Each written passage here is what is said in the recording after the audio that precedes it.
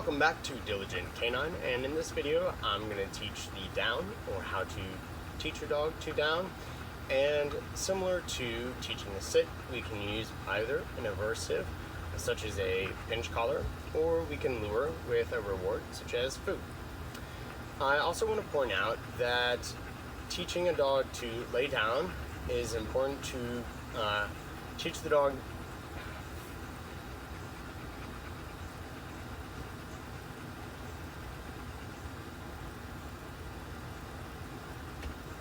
Welcome back to Diligent Canine, and in this video I'm going to teach a couple ways to show your dog how to lay down. And we can do that similar to a sit, either with an aversive like a pinch collar, or with a luring through a reward like food. And something I want to point out that's important is that you teach your dog to lay down from a standing position.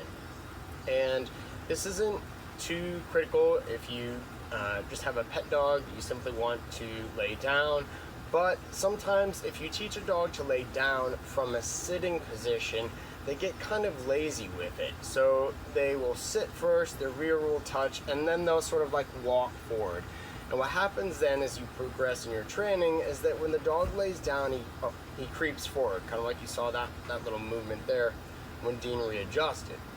So what you don't want to happen is the dog to creep forward when it does those positions, particularly for a sport or strict obedience sort of competition or setting. You want the dog to remain in the same sort of plane on the ground while it moves or adjusts to the different positions. So to do that, you teach the dog to lay down from a standing position. So from a standing position, its elbows fold backwards and the dog has to sit back. And that stops the dog from creeping forward when it moves into a down. This is probably one of the most important commands that you can teach your dog. It's even more important than a sit. Why?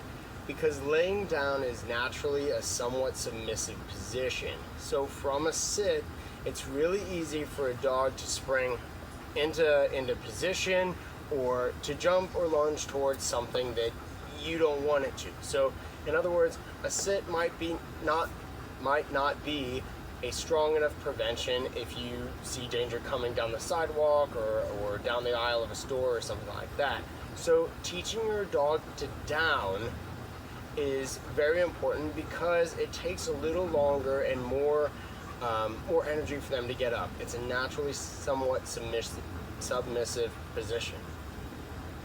Let's get into teaching or moving our dog through the motion then. I've got some food, and essentially, kind of like we raise the food over the dog's head for a sit, we want to do the opposite and bring the food down to the ground on their nose and slide it back between their front feet.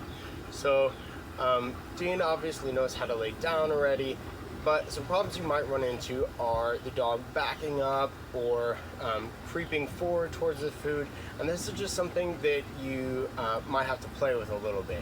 Again, you might not be able to teach your dog with just one of these methods, so it's totally okay to use a combination of both, or start with one and move to another, or something like that. So the dog might try to like move around and chase the food on the ground. So you might use a bit of an aversive, like a pinch collar as well, to sort of like start to paint that picture and release the pressure as the dog goes down, and then it gets its food reward. And that is something I would advocate, that if you are going to use an aversive or pressure-based method to manipulate your dog's behavior, to follow that with a reward as well. So let's look at what some of this looks like when it's put into practice. So I start just by luring the dog through the behavior, just like we've done before. Yes. And don't let him have it. Stay. Right, so I'm just luring for a few repetitions. Yes. Making sure that his elbows and his butt both touch the ground. Stay. Good. Turn him a little bit. And then I can start to add my command on top of it, just like we did in the other videos. So I will say, down. Yes. Stay. Down. Yes. Stay.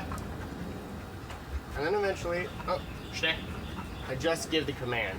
Down.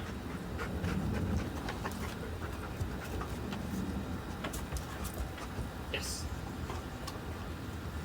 When it comes to the aversive, I've turned Dean's prong collar around so that the attachment for the lead is actually on his neck, on his chest side rather than on the back side.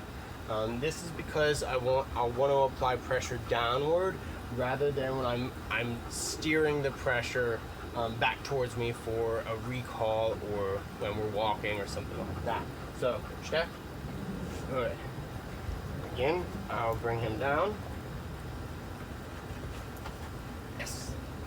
Like I said, there I use both together. I think it works really well that way. Check.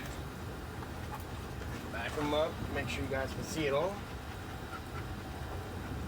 Down. Yes. From the side. Check. Down. Yes.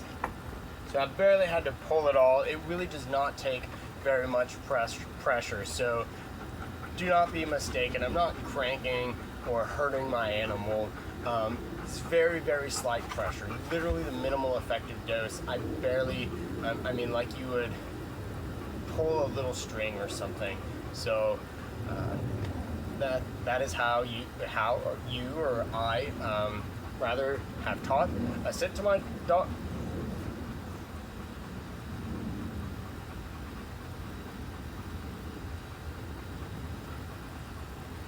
So that is how I've taught my dog to lay down. I hope you enjoyed the video. Remember to support military and working dogs by subscribing on patreon.com/diligentcanine.